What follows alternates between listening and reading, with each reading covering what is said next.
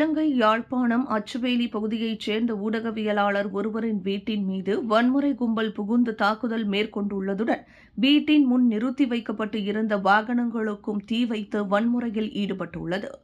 அச்சுவேலி பத்தமேனி காளிகோவில் பகுதியில் உள்ள ஊடகவியலாளர் தம்பிதுரை பிரதீபனின் வீட்டினுள் இன்றைய தினம் வியாழக்கிழமை அதிகாலை 12:15 மணியளவில் 2 மோட்டார் சைக்கிள்களில் வந்த 5 அடங்கிய வன்முறை கும்பல் கூரிய ஆயுதங்களுடன் அத்துமீறி நுழைந்து தாக்குதலை மேற்கொண்டுள்ளது.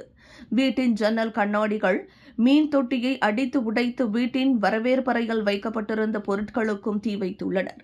பின்னர் வீட்டின் வெளியே நின்ற ஊடகவியலாளரின் மோட்டார் சைக்கிளுக்கும் அவரது சகோதரனின் முச்சக்கர வண்டி மீதும் கூரிய ஆயுதங்களால் தாக்குதல் மேற்கொண்ட பின்னர் அவற்றிற்கும் தீ வைத்துள்ளனர். அதனால் மோட்டார் சைக்கிள் மற்றும் முச்சக்கர வண்டி என்பன சேதமடைந்துள்ளன. திருநங்கைகளின் உணர்வுகளை தவறாக சித்தரிக்காதே என அச்சடிக்கப்பட்ட துண்டு பிரசுரங்கள் வீட்டினுள் வீசிவிட்டு குதித்த கும்பல் தப்பிச் சென்றது. சம்பவம் தொடர்பாக அச்சுவேலி காவல்துறையினர் விசாரணைகளை ஆரம்பித்துள்ளனர். விலையில் மேலும் செய்திகளை தெரிந்து கொள்ள கீழே இருக்கும் பெல் பட்டனை அழுத்துங்கள். உங்கள் ஆதரவை வெளிப்படுத்த லைக் மற்றும் ஷேர் செய்யுங்கள். தொடர்ந்து விண்வெளியுடன் உங்கள் பயணத்தை தொடர்ந்திருக்க சப்ஸ்கிரைப் செய்யுங்கள்.